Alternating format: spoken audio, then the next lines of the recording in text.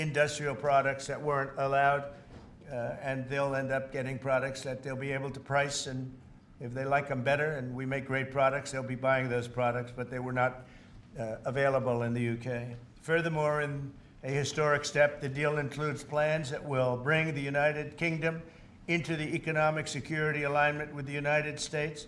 That's the first of its kind.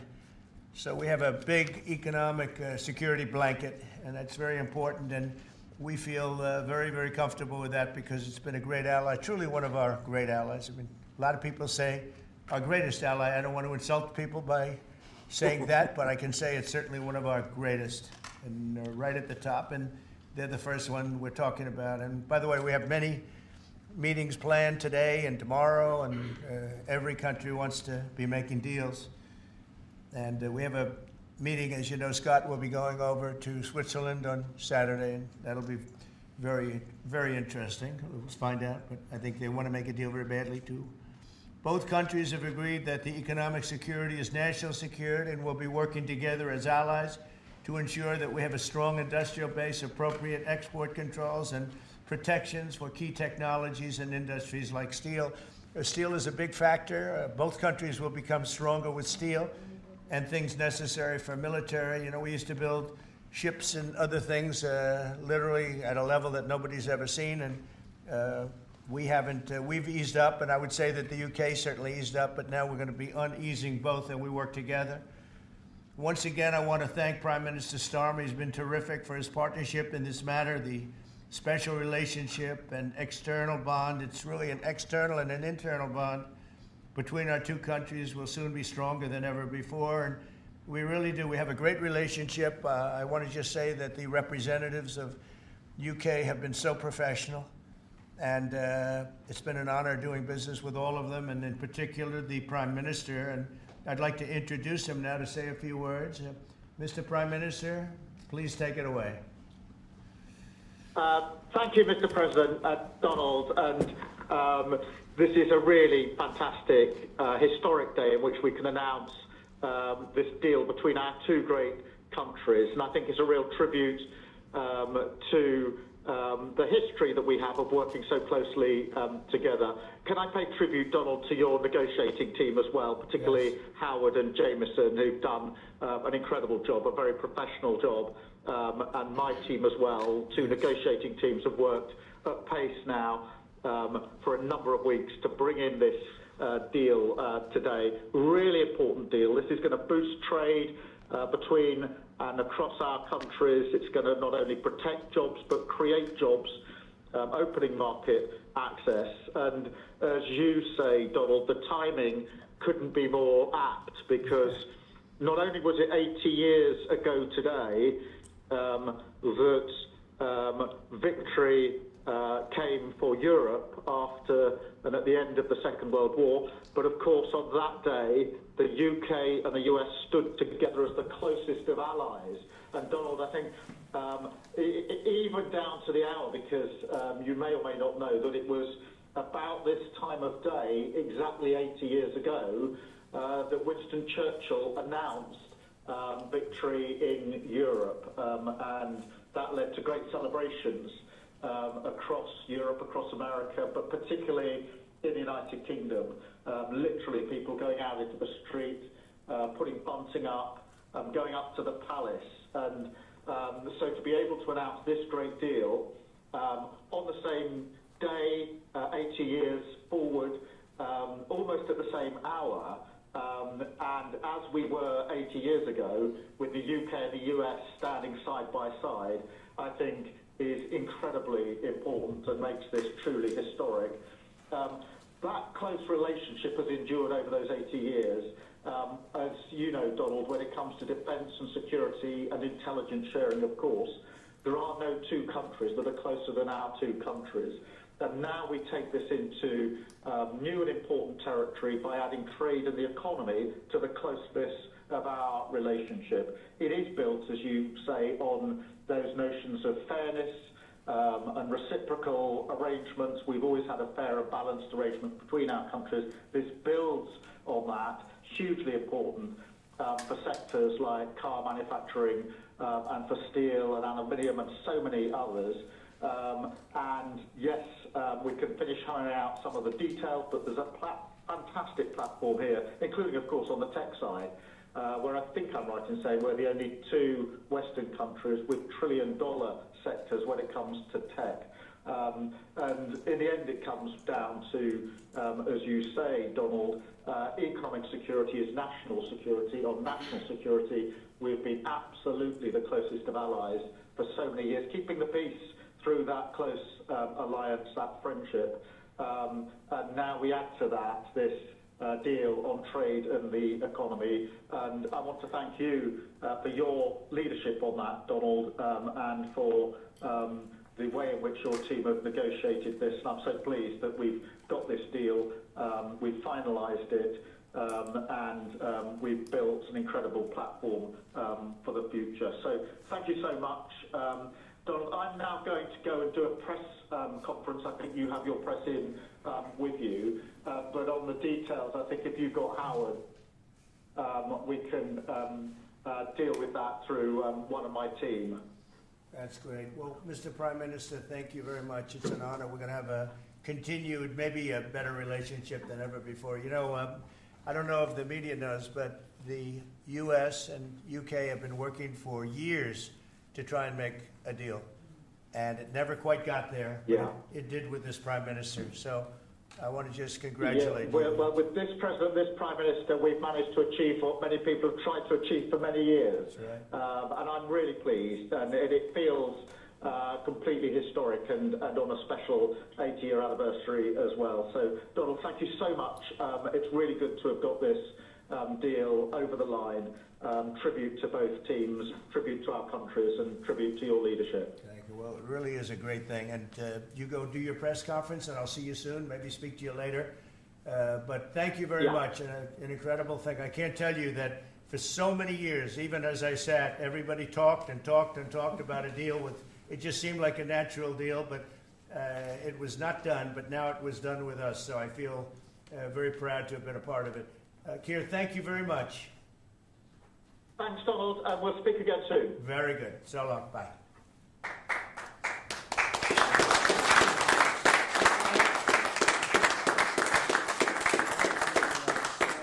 Why don't I do this? Why don't I have our Secretary of Commerce, Howard Lutnick, give a little description of the deal pretty quick, and then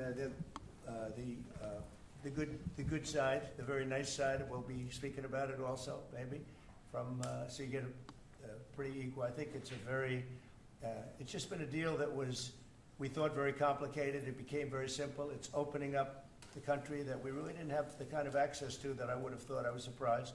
I think it's why the deal never got done before. It was, you know, they've been working on this deal for 25 years. And we got it done, and we got it done. Really, it's going to be great for both countries. So, Howard, if you could go, and then somebody else, you may have, you'll pick whoever you want who'd like to do it. I have a feeling you're going to do it, right? So you guys go ahead, and then we'll take questions right after that. But I think you'll get a pretty good understanding of how big it is. It's a very large deal, very big deal. And Howard, go ahead. So the UK is the 6th largest economy in the world and the 4th largest that we export to, right? So it's a huge market, a top 10 market. If you remember Liberation Day, they were at 10% because we have balanced trade with the UK, right? They say they have a surplus, but of course that counts gold bullion, which is, so let's just call it balanced trade. So how do you open up a market in balanced trade? People think it's impossible. They've always thought it was impossible until President Trump came on the scene and changed the way things work. So here's what we've got. We've opened up new market access, ethanol, beef, machinery, all the agricultural products. They've agreed to open their markets, and that will add $5 billion of opportunity to American exporters. So the question is, why would they do that now? Because they've never done it before, and we still have our 10% tariff on, which will produce $6 billion of revenue for the United States. So the idea was, how do they keep their jobs, protect their economy, and do the best for their people while opening the market for us? And the way is they studied it, their team was exceptional, and they tried to figure out the markets that they're importing from other people. and try to send them over to America. So why were they always favoring others and not us? And what they've done is they've found the ways to do that so that we have new access, right? But the UK workers are protected, and that was the balance. So we did a deal with them in automobiles, and if you're not building here, we charge you a 25% tariff. But the president, and by the way, I want to make this clear, while Jameson and I worked hard, this was the president's deal. And people think, oh, that's not the way it works. If you got to sit next to him, I have the best deal maker to my left. And if you don't think that we take advantage of him calling the prime minister and getting that deal done, you don't understand who's the president of the United States. So he's the closer. He gets deals done that we could never get done because he understands business, he understands deals, and that's why we're here today. So he agreed they could send 100,000 cars into America and only pay a 10% tariff. And that protects their car industry. And remember, we do 16 million cars a year. So this is only like 0.6%. But for the UK auto people, this is tens of thousands of jobs that the president agreed that he would protect for them. So he made that deal, right? Then steel and aluminum, right? Their steel business has been destroyed like everybody else has been destroyed by people dumping steel into their markets. And British Steel had announced it was closing down. So the British government, as part of this deal, nationalized British Steel, and they're going to match the kinds of models we do. They'll put tariffs on, they'll put quotas on. They want to do it with America so they can be part of the resurgence of steel and aluminum in America, and that saves them, again, thousands and thousands of jobs. So if you go step by step, aero and commercial planes, they sell Rolls-Royce engines to Boeing. We've agreed to let Rolls-Royce engines and those kind of plane parts to come over tariff-free. And what you're going to hear today is there's going to be an announcement at the UK that they are buying $10 billion worth of Boeing planes later today, but I'm going to let the name of the airline announce it because that's theirs to do. But part of this deal was always to do it together and to do it strong, and you can see the numbers on this board. Everything about this board works exceptionally well for the United States of America. It lays out the plan that you can work with us in autos, you can work with us with aero and commercial, you can work with us in pharmaceuticals if you have a supply chain that is secure and protected in national security. So we feel really good about the deal. You've heard the Prime Minister, he feels really good about the deal, right? And we started at 10% and we ended at 10%, and the market for America is better, and this is a perfect example of why Donald Trump produced Liberation Day. People don't understand. He gets things done in a matter of time. This would have taken Jameson and I 3 years, maybe. And instead, we got it done in 45 days, certainly, because we worked for Donald Trump. So, Jameson, my partner in all this, maybe Jameson, you'd like to talk a little, and then we'll turn it over to the UK. Sure, happy to do that. Everyone has great remarks. I just have to echo the President and the Prime Minister when we talk about VE Day. This is something we've been waiting for decades, and there's no more appropriate day to do this. And when we step back and we look back a few weeks from now or months from now or years from now, we're going to look back at this day and better appreciate the significance, I think. And I'll just say as well, in terms of negotiating, I mean, the UK negotiators, you know, we've got one right here, did an incredible job, right? This is why you win wars, right? When you act like this, and the ambassador, he knows more about trade than a lot of us here, based on his background. And I would say on this deal, Mr. President, what we've shown is that it is time to change the way we do trade.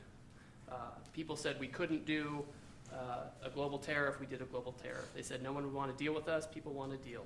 They said no one would give offers. You saw that stack of offers I showed you yesterday of all those countries. Said we wouldn't get deals, and here we are with a deal with the 6th largest economy. We've agreed to have fair and reciprocal trade, and we've done it in record time. Thank you very much, Sir. Great job. Thank you, sir. Mr. Ambassador, please. Well, Mr. President, thank you very much indeed in hosting us this morning. And thank you very much indeed also for that very typical 11th hour intervention by you with your phone call to the President, demanding even more out of this deal than any of us expected. So thank you for that. The Prime Minister was delighted. obviously, to take that call later tonight. But you took it to another level, and I think the point I would make is twofold. One is that if we're going to rebalance and rebuild international trade in a way that serves all our interests, then we're better doing that together than separately and apart, and that's what we're on a mission to do. But secondly, you've done what you said you would do. You said to the Prime Minister when he came and we visited in the Oval that you would do a good trade deal with the United Kingdom, that you would do it at pace, and that we would be first. And you have delivered that. You know, you've been true to your word. So thank you very much indeed for that. For us, it's not the end. It's it's the end just of the beginning. I mean, there is yet more we can do in reducing tariffs and trade barriers so as to open up our markets to each other even more than we're agreeing to do today. But it also provides us with the platform, the springboard, to do what I think will be even more valuable for both our countries in the future, and that's creating a technology partnership between the United States and the United Kingdom so that we can harness science and technology in order to create future industries and future jobs, and to do that together in the way we work so closely already in the national security and defence area. We can just take that to yet further areas of science, enterprise and endeavour. So we're looking forward to doing that in the coming months. You've launched us extremely well today. It just, in my view, as the Prime Minister has said, just shows what two countries who trust each other, who are confident in each other and are familiar with each other can do, not just for ourselves, but for the rest of the world who need to benefit from a bigger and better international trading system. Thank you very much. It was beautifully stated. What a beautiful accent, too. I'd like to have that accent. Thank you. My mother would be proud. Thank you very much. Any questions? James Matthews from Sky News. Yes. Can I ask, why Britain and why now? And you described this deal as a full and comprehensive deal, and yet we've just heard from Mr. Mandelson it's the end of the beginning. Clearly, there's much more work still to do. Yeah. With respect, are you overstating the reach and significance of this deal because you're a president who needs a result at a difficult time? I think that it's a great deal for both parties. It's for us. We're opened up. I didn't know how closed it was. Quite closed, the market, as you know, the UK, and it opens up a tremendous market for us, and it works out very well, and a lot of assets. You see the chart, and those are tremendous assets. But we've been trying, and when you say why us, meaning your country, we've been trying for years, and they've been trying for years to make a deal, including when I was in the, first term. It would always be people talking, but they weren't getting it done. But for 25 years before that, they were trying always to make a deal, a very significant deal. I actually, until I looked at the numbers, I didn't realize this is a very conclusive deal, but we think we can grow it even from that. But this is a maxed out deal, not like you said it. You said it really incorrectly. This is a maxed out deal that we're going to make bigger, and we make it bigger through growth. But we have tremendous assets involved. I was surprised to see how big your country is in trade, actually. One of the biggest in technology and so many other things. It's agriculture. I really didn't know. It's depending on your definition, it's from 4 to 5 to 6. That's pretty big in the world. So I was very impressed by that. But we're going to take it to new levels. It's a very big deal right now, but I think it is going to grow just of its own volition. It's going to grow, and over time there'll be changes made. There'll be adjustments made because we're flexible. We'll see things that we can do even better. But it's very conclusive, and we think everyone's going to be happy, and the people of your country are going to be very impressed with the result. And they'll be able to buy from more people. They'll be able to price things differently. They'll be able to get some products that aren't available to them now that we make better than anybody in the world. And it's just something that it's a great thing that it came together. It's so nice because we have many countries want to make a deal, and many countries are very unhappy that we happen to choose this one, to be honest with you. But it's a long time, our oldest ally, or just about. I guess a couple of people claim that too, but let's put it right at the top. I think it's going to be something very special for UK and special for the United States. Mr. President. Thank you, Mr. President. Reagan Reese with the Daily Caller. How close are you to more deals, and when do you expect the next to be announced? Well, very close. We have numerous deals. I know Howard's going back. As soon as this is finished, your press conference, he's got numerous. And Scott, who's right over here, who's fantastic, by the way. You were great on television this morning. I watched you. That was very good. You gave them a little lesson in the world and economics. But Scott's going to be going to Switzerland, meeting with China, and they very much want to make a deal. We can all play games. Who made the first call? Who didn't make the? It doesn't matter. It only matters what happens in that room. But I will tell you that China very much wants to make a deal. We'll see how that works out. Every country throughout the last 40, 50 years has literally ripped off the United States on trade, on military, on protection, on all the different things. And we are now making fair deals. And in this case, it's great because we really weren't very much involved. You have the European Union, which is, I think you made the right decision years ago. I don't know if you remember, I was opening up Turnberry the day that you were voting. And they asked me, would it happen or would it not happen? I said, no, I think they're going to go their own separate way. I think it's better for them. And they did. I think it's going to end up being a very smart decision. But a big part of that decision was always that you'd be able to make a deal with the United States. And they were unable to do that. But now they made it. And it's a tremendous, it's very important. That was always a big part of your decision on Brexit. And they were never able to make that deal. It was a tough one. And this one it's amazing with time.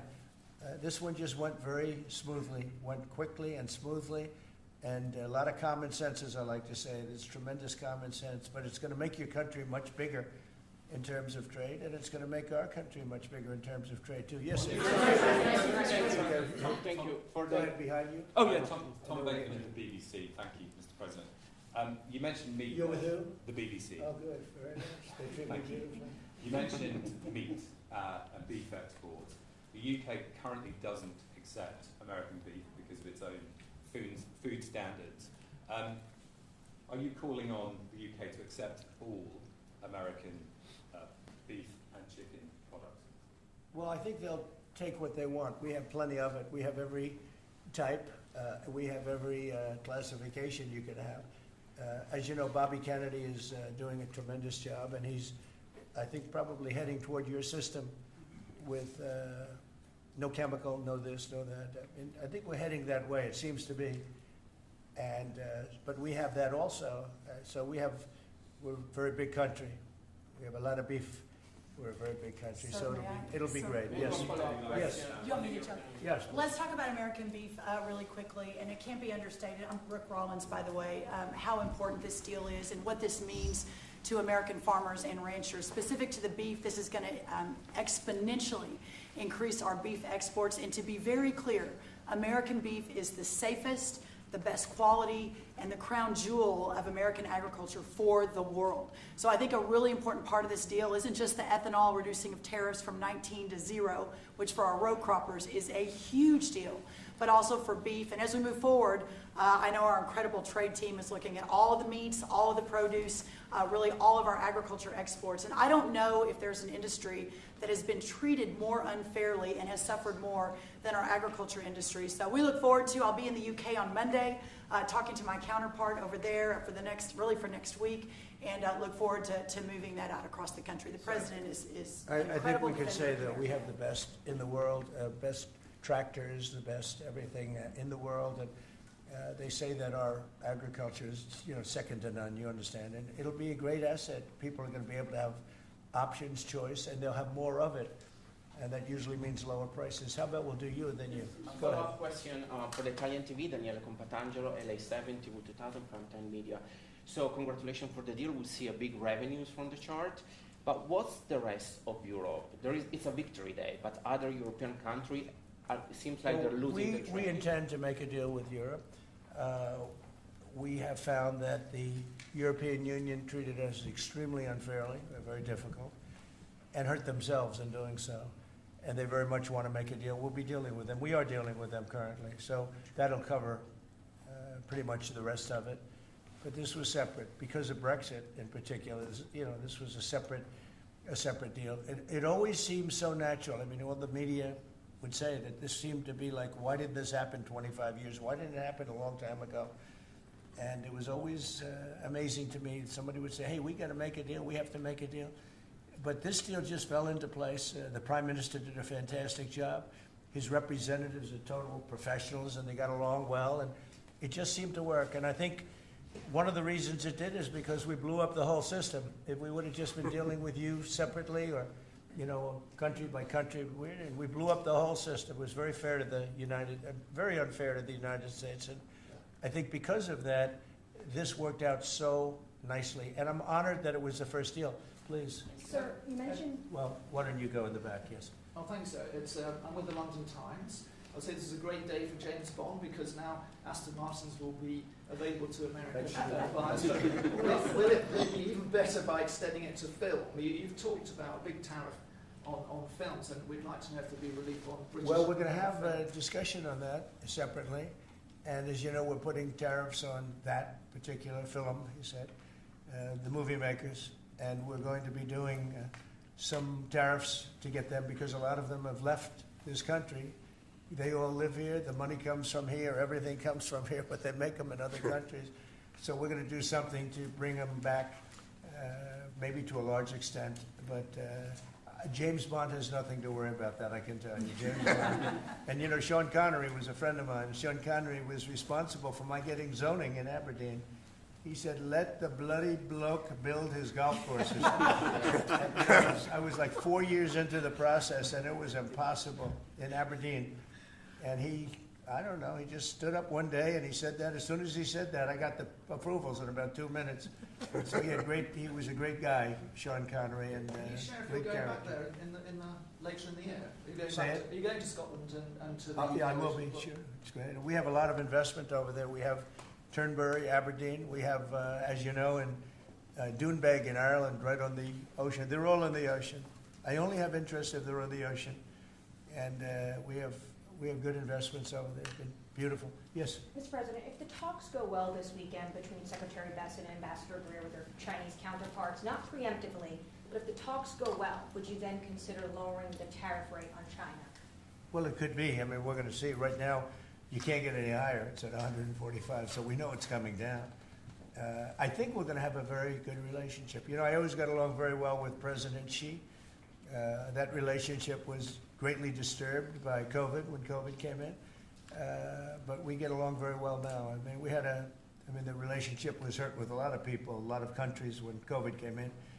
But I think we're going to have a very good relationship. I expect to have a very good relationship with China, Scott. I think it's a very friendly meeting. They look forward to doing it in an elegant way. China, as you know, has a tremendous trade surplus with us, and we just can't have that. And but I think it's going to be very good for both countries. I would like to see China opened. One of the big things here is, and nobody would know this, but the UK was largely closed. It was very much closed to trade, and now it's opened. And a lot of the financial reporters are very happy about that because so much. I listened to them. Well, I hope they get countries opened up, and then you compete on a fair basis. But you can't compete when you're not allowed to go there. China would be the number one example of that. It's very closed. We almost had it last time before COVID, and that didn't work out. But we made a great deal with China. They had to buy $50 billion worth of our food products, and it was a great deal, doing very well for our farmers. And then when Biden came in, as usual, nothing happened. He didn't enforce it, and it got less, and ultimately, destroyed a great deal. That was a great deal. But no, I think that we're going to have a I think we're going to have a good weekend with China. I think they have a lot to gain. I do think they have far more to gain than we do in a sense, but we're going to have I think we're going to have a very, very good weekend. Will you speak to Xi after the weekend talks? I might, yeah, sure, depending on what Scott says. We Scott is doing certain countries and Howard's doing certain countries. I mean, I wish I had like 10 more of each. Then we could do them all at one time. But there will be a time we'll do a number of them, and then there'll be a time. I think I can say to Scott and Howard where we're just going to say, because we understand the countries, we understand what they want, where we're just going to make the deal. In other words, we don't need the country involvement because we've already had it. And we'll say this particular country, which had big surpluses, let's say, we had therefore deficits, that this particular country is going to pay a 25% tariff or a 30% or a 50% or 10% or whatever it may be. I think we should explain it now, Howard. One of the things we did here that we'll rarely do is on cars, we took it from 25 to 10 on Rolls-Royce because Rolls-Royce is not going to be built here. I wouldn't even ask them to do that. You know, it's a very special car, and it's a very limited number too. It's not, you know, one of the monster car companies that makes millions of cars. They make a very small number of cars that are super luxury, and that includes Bentley and Jaguar. So we have some very special cars. So in order to help that industry, and that's really, you know, handmade stuff, and they've been doing it for a long time in the same location. And I said, yeah, that would be good. Let's help them out with that one. But that's different than a car company that comes out and makes millions of cars, which they'll be doing in our country. They're going to build, we have many factories, car plants being built or going to be built very soon. I think we can say that we'll be close to $10 trillion of investment. I think we're actually at that number now if you add up some of the ones we haven't heard about yet. I mean, we have some going up right now. They have plants going up, and they haven't even spoken to us. They're doing it because of the tariffs. And tariffs have always been used against us, and I never understood. I used to sit back. As you know, China paid hundreds of billions of dollars in tariffs when I was president. But until then, China never paid anything. And, you know, they really did a big number on us from the standpoint of trade. But we are using tariffs now for our benefit. And we have now close to $10 trillion. Think of that, $10 trillion. If you look at the past administration, and we're talking about over, you know, essentially 2 months, because we could say 3, but it took a little while to get the office in perfect shape, right? It took a little while to get things done. But once we started, when you think of that, close to $10 trillion of investment, you've had years where the United States wouldn't do that wouldn't do $1 trillion in a year, wouldn't do anywhere near $1 trillion. We did $10 trillion in 2 months. So it's amazing what's happening. We're getting calls from, and that has to do with chips, has to do with cars. We used to make chips. We had Intel, and we used to make chips. We had a monopoly on chips. Everything was made here. And now, over a period of years, because of presidents that didn't know what they were doing, they allowed that business to be stolen from us. Most of it moved to Taiwan. And you probably were in the same position, right? Because you had a lot of the chip-making capacity, but they moved it in. And if we would have said, that's fine, if you want to move it to Taiwan, that's good, but if you want to sell back into the United States, we're going to put a 50% or 100% tariff on, they would have never left. But we had people sitting here that didn't understand that, and it's too bad. But now they're coming back, because I'm saying it about 40 years too late, but they're coming back. As you know, we have the biggest chip makers in the world spending, in one case, $300 billion, in one case, $500 billion. Same as Apple, and in another case, $200 billion, and we're going to have a large share, a very, very substantial share of the chip-making market. You said that this weekend is going to be a friendly visit, but do you expect that it will just be a formality to break the ice, or are they going to get into substantive negotiations? I believe so, yes. I believe it's substantive, yes. I think people like to say, yes, we're having a meeting to meet. Well, we're meeting, so what are we going to do, talk about meeting again? I think it's going to be substantive. I think we can say that, right, Scott? Very substantive. Now, China wants to do something. And look, they have to at this point. You know, essentially, they made $1 trillion a year, and now they have absolutely no business because of the tariffs. They have no business, and they want to have business. And we want them to have business. We want them to do well. We want them to do very well. So I think it's going to be very substantive. Because business has slowed down, as you mentioned, we're seeing, China. but we're seeing as a result, the ports here in the U.S., the traffic has really slowed, and now thousands of dock workers and truck drivers are worried about their jobs. That means we lose less money. When I see that means we lose less money. Look, China was making over $1 trillion, 1.1 trillion, in my opinion. Different numbers from 500 billion to $1 trillion or $1 trillion. I think it was 1.1 trillion. And frankly, if we didn't do business, we would have been better off. Okay, you understand that.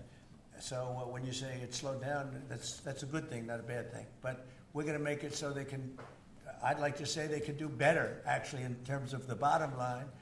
We'd like to see China opened up so we can compete in China and give people something that they've never had. Access to something that'd be great for the world. It would be great for our businesses, and I think it would be great for friendship. I really expect a lot of people think I'm a militant guy. I'm really not. I think that trade can bring a greater friendship with China. It can be something good. But one of the things that I know Scott's going to be talking about very high on the list is open up and let our businesses go into China, because when you talk about a closed country, that's a really closed country. And I think it would be great if it was opened up. It'd give people a lot of choice and would create a lot of jobs, a lot of everything. So I think it would be a great thing for China. And that's going to be one of the things we'll be discussing, like we discussed with UK. Thank you, Mr. President. Yeah. Please. So what does Britain have to do for you to drop the baseline 10% tariff that you're maintaining? Well, I think that's set because that has to do with a lot of different things, including past. There are a lot of past things that we talk. This is very inclusive. We included everything, and that's pretty well set. Yeah, please. Yeah, Mr. President, the 10% baseline tariff remaining in place, is that a template for these future trade deals? You say you're going to keep it here. No. Is it going to stay in every case? No, that's a low number. They made a good deal. Some will be much higher because they have massive trade surpluses, and in many cases they didn't treat us right. One thing with UK, they had it somewhat closed, not like a China as an example, but they always treated us with great respect. So they treated us with great respect. The template of 10 is probably the lowest end, and therefore they made that deal. But they we've had just a very special relationship with them. Like, I won't do that deal with cars. Unless somebody shows me that there's another kind of a car that's comparable to a Rolls Royce. And there aren't too many. This is a good commercial for Rolls Royce. They're going to order a lot of cars. Mr. President, I wonder whether you'd like to buy.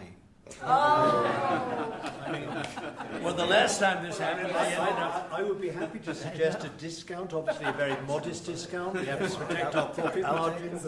I've had many of them, actually. The last time that happened, I ended up buying a Tesla.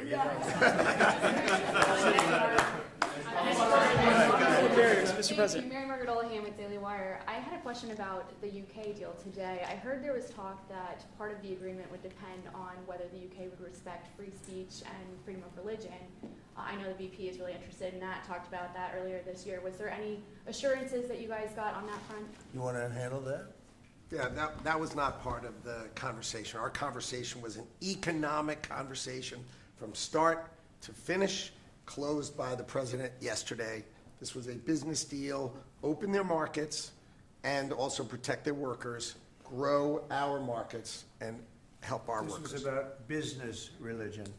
Business is sort of a semi-religion, but not nearly as important. I don't want to get myself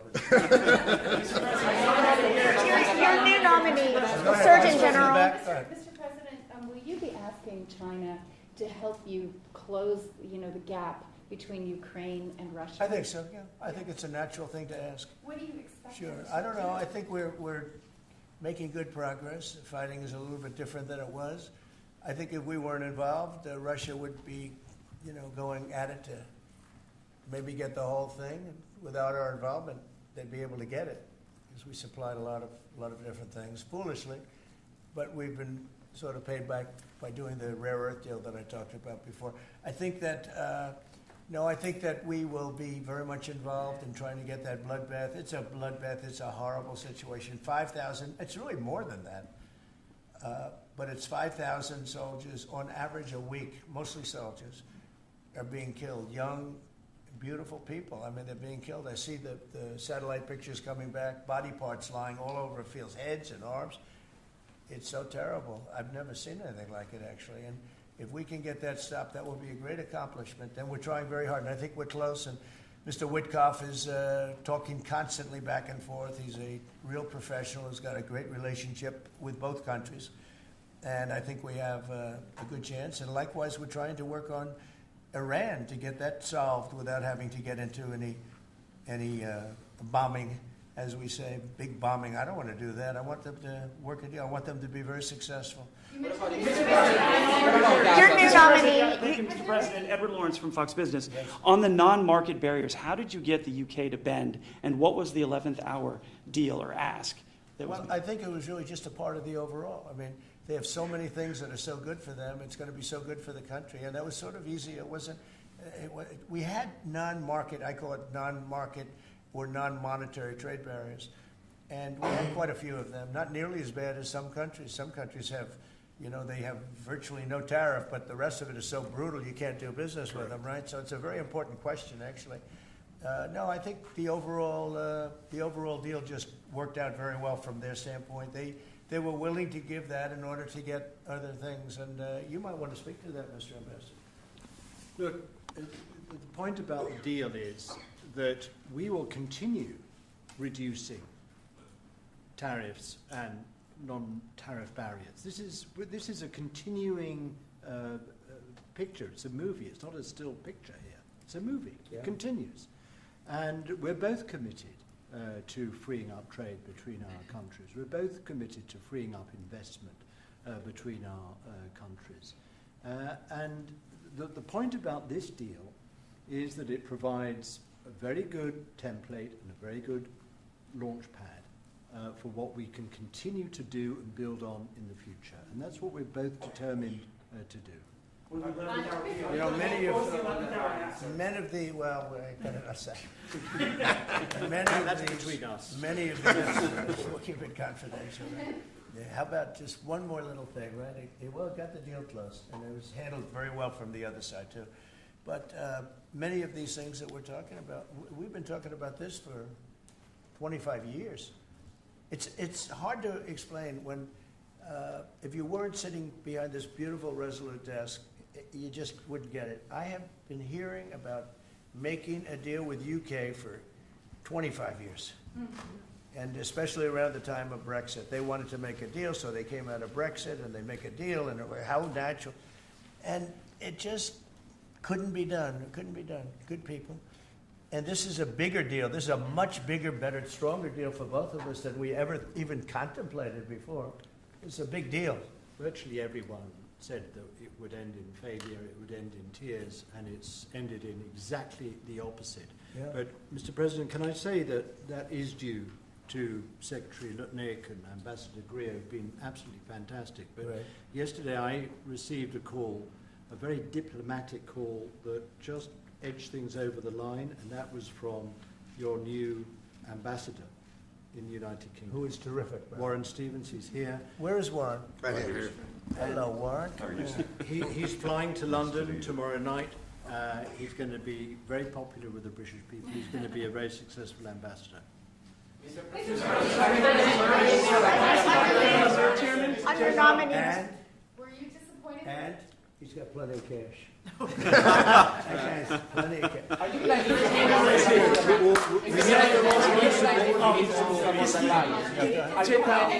planning to meet Ursula von der Leyen? Yeah, the federal. Go ahead, fast. Yes, are you planning to meet Ursula von der Leyen, the president of the European Council, anytime soon? Oh, she's so fantastic, right?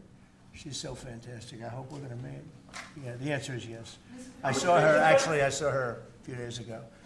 And I think that we'll definitely meet, yeah. The European Union is a big thing. They want to make a deal very badly. You know, everybody wants to make a deal. Look, everybody wants to make a deal with the United States, and we're doing that, and we're going to make fair deals. I'm just honored that this was the first one. Go ahead, please. The Federal Reserve Chairman, Mr. President, says that you would have to call him for a meeting. Do you plan to meet with him? And what do you think about? And it's like talking to a wall. He should be. What do you think about not cutting the Bank of England cut today? Well, the Bank of England cut, China cut, everybody's cutting but him. It's I don't know. We'll see what happens. It's a shame. I call him Too Late, Too Late Powell. That's his nickname, and it's a shame. It's ridiculous. So meeting, he's always too late. But in this case, it's not going to matter that much because our country is so strong. We're so powerful in terms of economic strength and what we've done. And I'll tell you what, if we didn't have our first term, you wouldn't be. We created things in the first term. We cut more regulations than any president in history. We cut the taxes more than anybody in history. And a very big factor is going to be the tax bill that we have right now, the one big beautiful bill, as we call it, which is all-encompassing, the biggest tax cuts ever in history, bigger than even the first time, and the incentives, even great for the UK because it'll make us so strong that we're going to be doing more business with you. It's a very important element for taxes, for every aspect, regulation cuts. That bill is, I believe it's the biggest bill of its kind ever in the history of this country. And Speaker Johnson and Leader Thune have done an incredible job. I mean, I'll let you know, we have to get a vote, but we have a lot of support for that bill.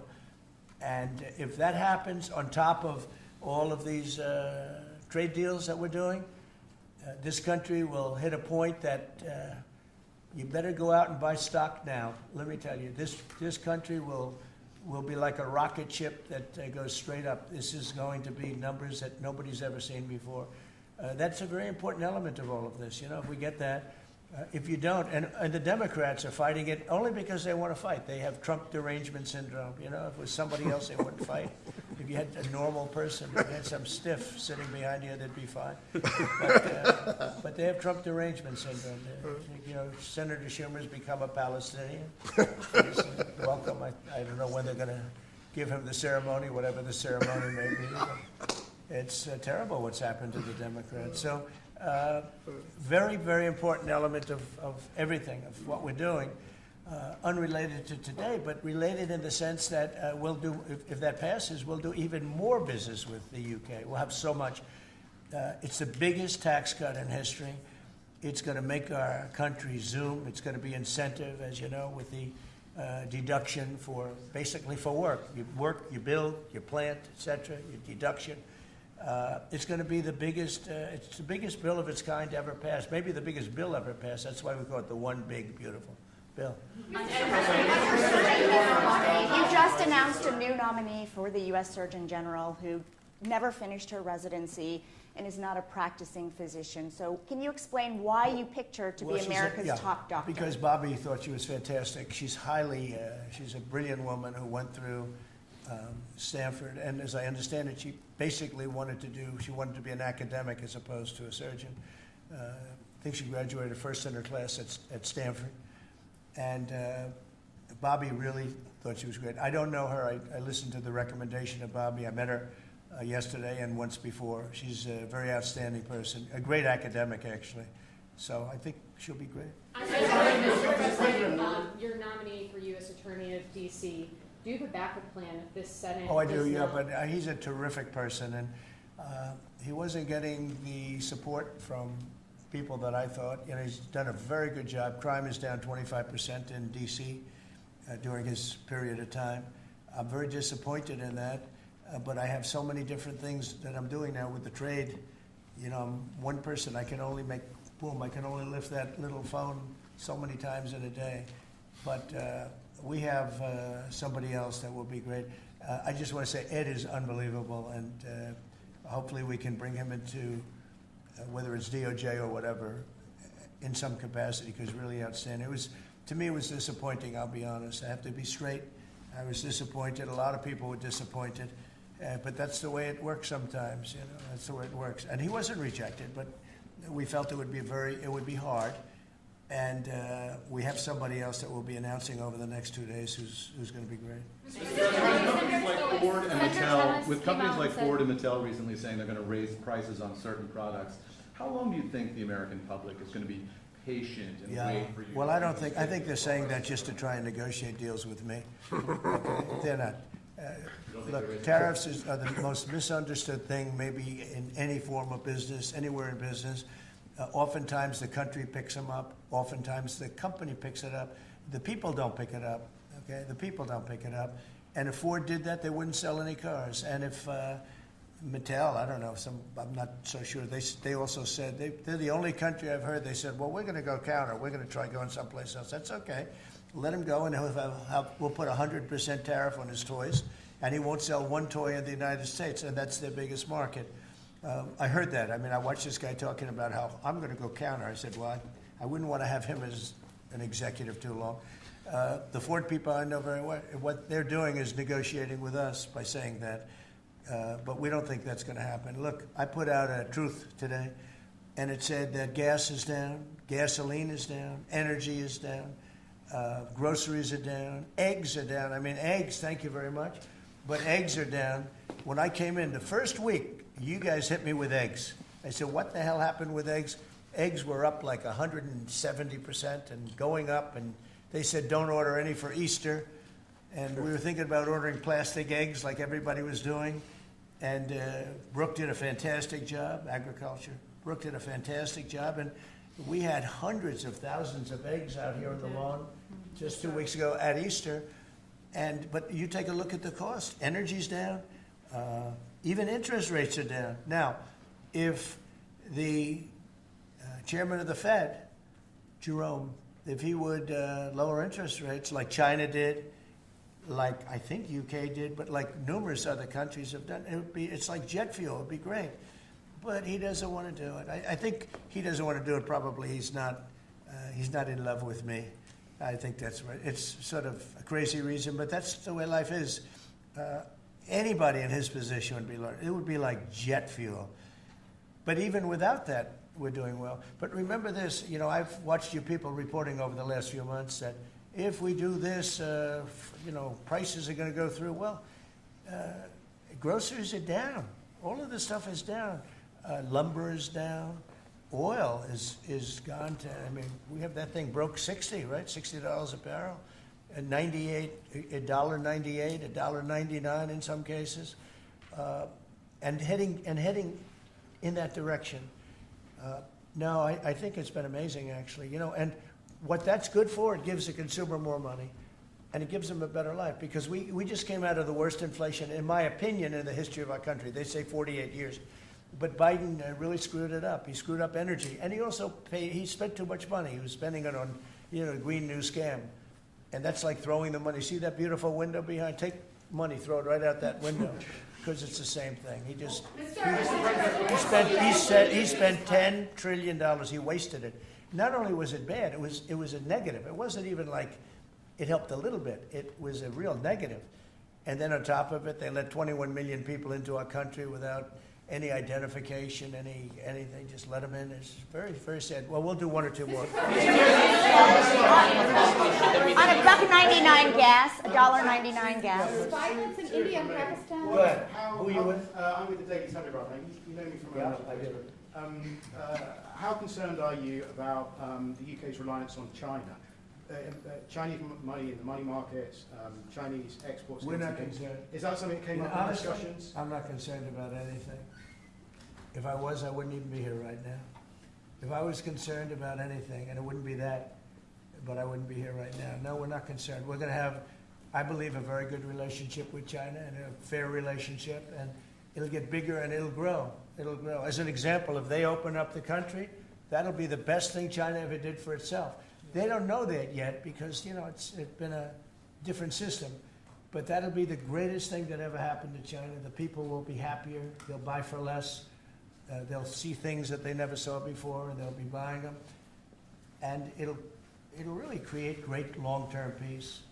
And if I could ask one of the Agriculture Secretary, actually, there's a lot of concern about chlorinated chicken and the import of hormone-treated beef.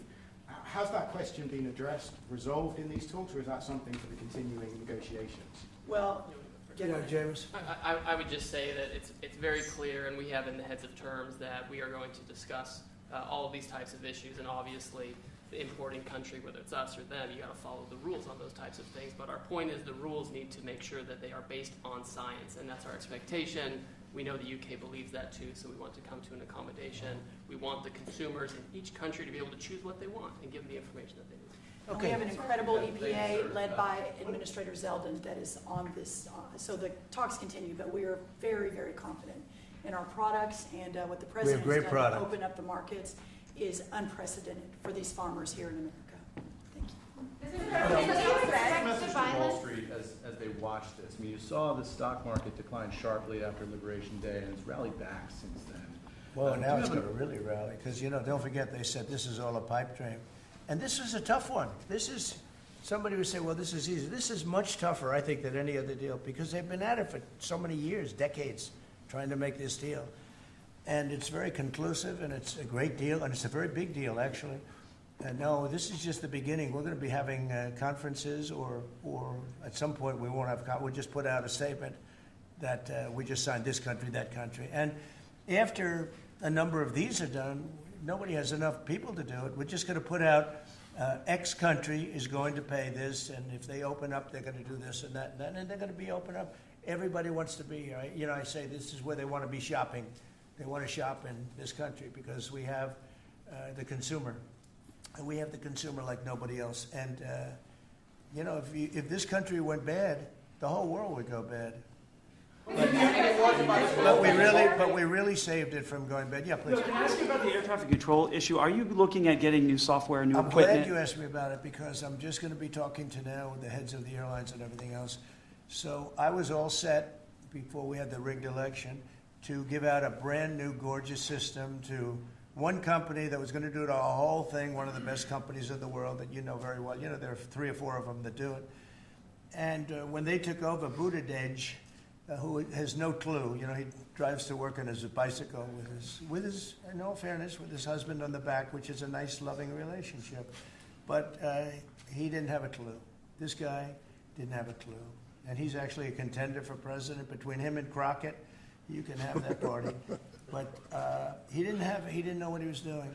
And he took what they call dry systems where you have wires in the earth, buried in the earth or whatever. And then you have the open air systems where you have satellites, and you can't mesh them. Anybody would know that if you went through about 2 months of study in school, if you studied that kind of thing. And he did. They spent tens of billions of dollars trying to take old, broken equipment and merging it into existing new equipment with brand new equipment. It's one of the greatest. They spent like $40 billion. And what they did is they made it worse because it doesn't work together. You can't make it work together. If you have a satellite system, you need satellite. If you don't, they had all these different technologies, some of them 50 years old, and they're trying to mesh them in. And they end up spending twice the money they should have. You could have bought a whole new system.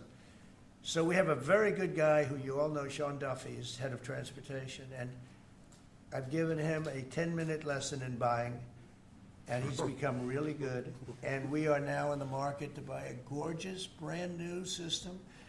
The helicopter that crashed into the plane at 400 feet, it shouldn't have been. What would have happened is all sorts of bells and sirens would have been going off 3 minutes before that accident happened, if you had the right equipment, but they did. And the new equipment is unbelievable what it does. You can have, you don't even, well, I was going to say something, but you always, in my opinion, you always need pilots. I want pilots. But you wouldn't even have to have pilots. This system is so incredible what they can do. But we have a system that's obsolete. And what they did is the worst. They tried to combine the really old, broken stuff with the new stuff. And you can't combine it, and anybody should have known. So Biden, you think Biden figured this out? I don't think so, fellas. Do you think he has any clue? He doesn't know what the hell's happening. So here's the story. We're going to be buying a brand new, it's going out to bid very soon, brand new state-of-the-art system that will cover the entire world. I'll give you an example. When my pilot Now I have military pilots, but prior to that, I have very good pilots, great pilots. They would land, and I won't tell you which country, but they would use the system of another country. They wouldn't even use the system of the United States. So if I'm landing in New York or Florida or Tennessee, they're using a system from another country. I said, why is that? And they were, they're not into business, but they're just saying, our system doesn't work, sir. And I said, boy, that's pretty sad. But we were all set to give it out to, look, you have a Raytheon and you have different companies like that, numerous companies. And you have companies that would do it, like an IBM, as an example. And you give out one deal, one contract. They gave out hundreds of contractors. They had diggers. They had non-diggers. They had people that focused on satellites. They had hundreds of different contracts. One contract where one guy is controlling everything. You need a trench, then they dig a trench. But if you don't dig the trench, they don't blame you. What happens is you don't dig it, then they say we want a cost overrun. Now, we have it all set, and we're going to be doing it. We would have done it, except that the election took a little strange turn. But the second one didn't. That was too big to rig. Thank you very much, everybody. Thank you, Thank you.